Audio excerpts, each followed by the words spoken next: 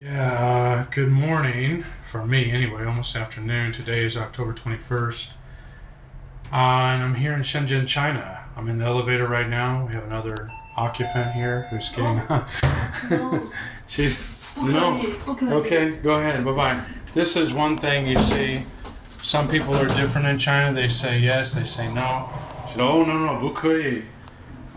So that was actually a pretty rare encounter to deal with somebody like that. That's not usual at all. But basically what I'm doing is I'm going to the roof and I'm going to talk a little bit about, kind of as an adult child living in China. This can be quite a challenging experience. There are many different challenges that an adult child faces in their hometown, in their home country, let alone coming to a foreign land and trying to deal with all of the other stuff that goes on, by being in a foreign country, like the language barrier, the strange encounter there with that occupant in the elevator. But I guess what I would like to try to discuss as I'm out here on the roof, as you can see, so this is a typical layout of at least a modernized Chinese city. Everything goes up, as you can see, everything's up. A lot of noise in this area. This is a district called Bao'an. And you can see all the busyness down there. The scooters are everywhere. Now, this is obviously a detriment. This is quite a challenge to deal with. You see scooters everywhere, all the way down to that street, all the way around the corner, all the way down to the next block. But, what are you going to do? This is China. This is mainland China. It's super crowded, overcrowded, and you're going to have those types of situations. But, what I really wanted to talk about in this part 2 of living in China, aside from the occupant in the elevator, there are a lot of very interesting and cool and friendly people to meet here. I'm living in southern China, so the weather generally is really, really good. The climate is good. It's got a nice fresh breeze today. This is winter time's coming, and the sky is a little gray and overcast, but you can see the mountains out there, a lot of places to hike, gray and overcast, and generally it's okay. I think what's kind of triggered sort of my desire to do this part 2 is I had a job that I was supposed to start this week right here in Shenzhen, and then of course that job, that fell through, that fell apart. And, now I'm dealing with having to sort of step back, regroup, and find something new, or face the prospect of going back to the United States. And, that in and of itself is not so bad either. But when you're here in China, you begin to see all of the benefits that you can get from being in a place like this. And what are some of those? Of course, I want to explain again, in the elevator, that's not typical. That woman probably had this is quite a tall Chinese woman as well, for one, and I've seen her around before. She lives on the 12th floor, and she just may have her own things going on. She didn't want to be recorded. I just didn't really want to record her either. Just wanted to thought she might be friendly and point her out in the video, but that didn't work out. What are some of the benefits here, of living in China? Well, let's just take one for example. Tomorrow I'm going to Hong Kong, and Hong Kong is just right next to Shenzhen, so it's very easy to get there from here.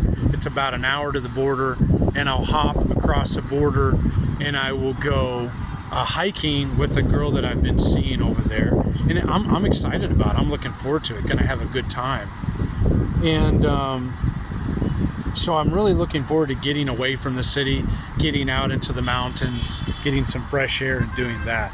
there is a sense of excitement about being here in a lot of ways. You know, you can see the way the buildings are. There's people all over this place. I'm on the 15th floor of the roof of my building. This is a clusterfuck Mabu here community, but you can see the way all of these buildings are situated out here. Quite a lot of population, of course, as you can see out here. But, you know, I guess what's interesting about all this population as well is, you know, even though it's super populated, you're always going to have somebody to talk to. And that's one of the differences between China and the USA is you might not want to talk to even your own neighbor or anybody in your vicinity, because people in the United States are very afraid of each other. They don't want to talk. There's a lot of, they're ruled by fear. As any of you who live in the USA know, how many of you want to go out and start talking to random strangers that you don't know? Very few of us want to do that, unless we're in a small town. If you're in Chicago, New York, you probably don't want to talk to strangers. Somebody might want money from you. Somebody might want to, you know, take your stuff or rob you or swindle you, manipulate, lie, or whatever in some way.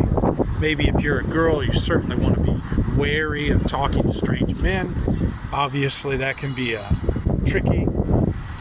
But China presents a whole different scenario. It's a little bit more, in some ways, it's mostly, I feel, friendly. We are in Shenzhen, and Shenzhen is sort of a unique entity in and of itself. So that can present some interpersonal challenges. Just depends on who you interact with, who you encounter.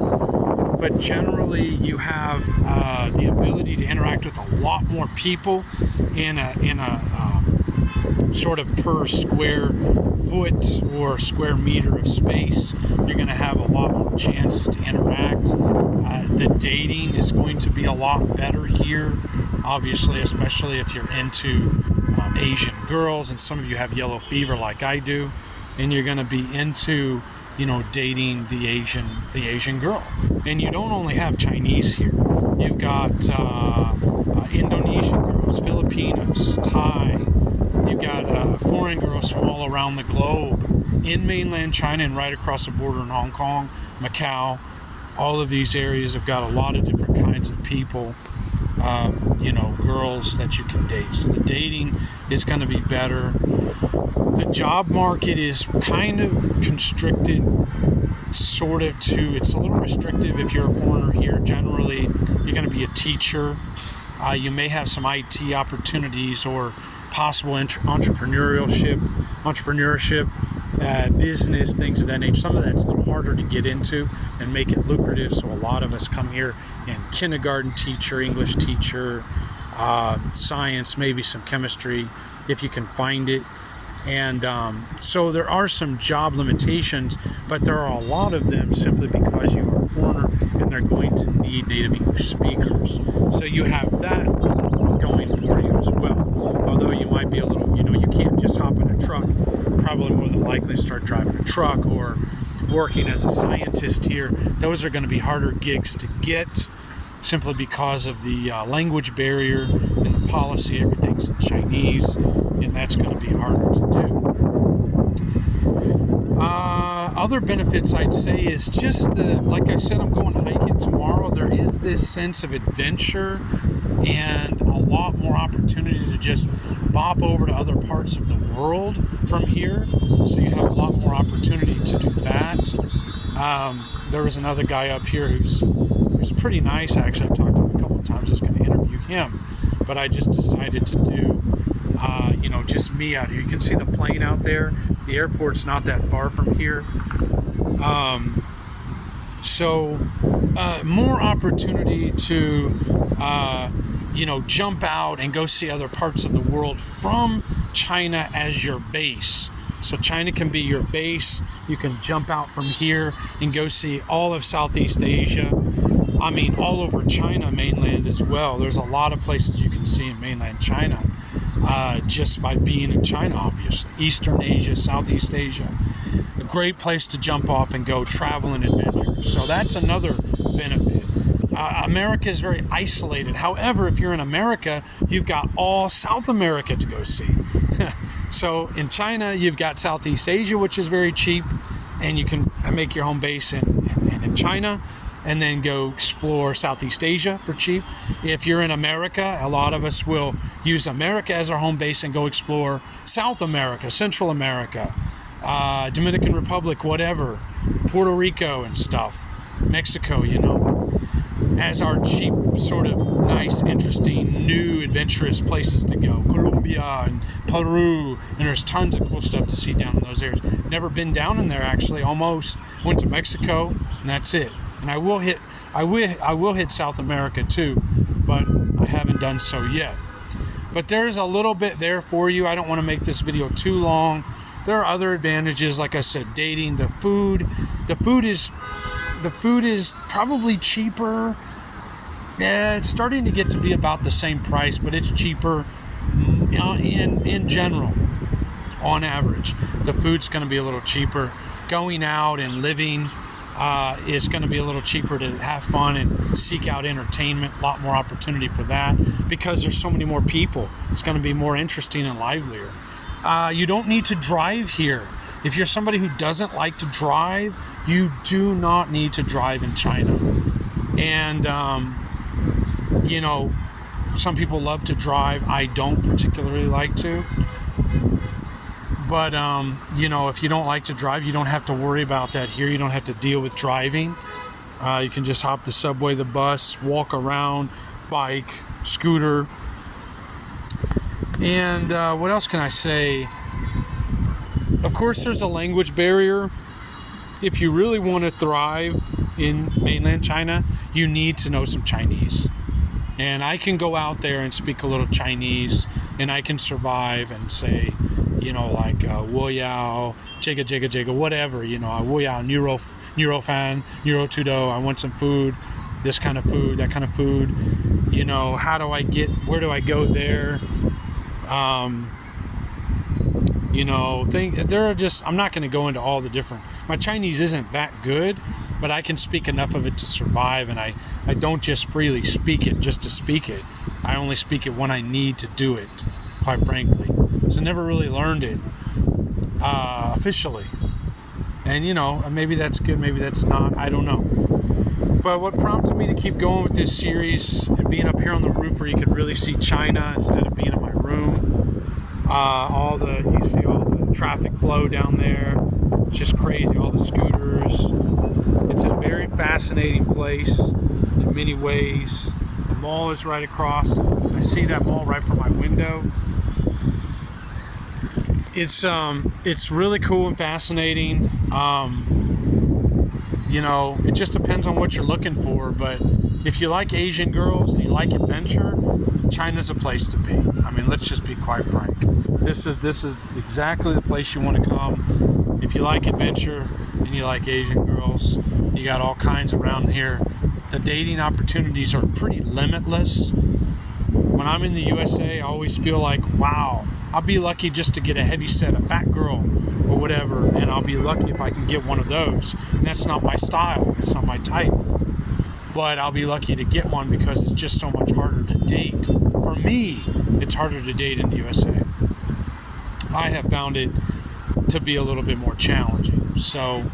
But faced with the prospect of being here and even working a kindergarten job, which I may be doing soon, or going back to the USA, driving a truck, working science, working a lab job, really this kind of wins out. Even though there's a lot of challenges in the end, there's just so much more adventure and interesting life. But there's a point though too. Like, okay, I'm gonna be 44 in January. There's a point at which you've gotta eventually I recognize I'm probably gonna have to stop living this lifestyle somewhere along the way because it's unsustainable.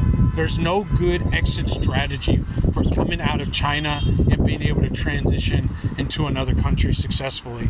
Having only just taught English for the last few years of your life before you try to go back to your home country and make that work, it's going to be very, very hard to do that. So sometimes you got to kind of weigh it out, like, you know, if I want to develop new skills or whatever, I'm probably going to have to go back to the USA like in the next 1 or 2 years tops to really go maximize and improve what's in my bailiwick.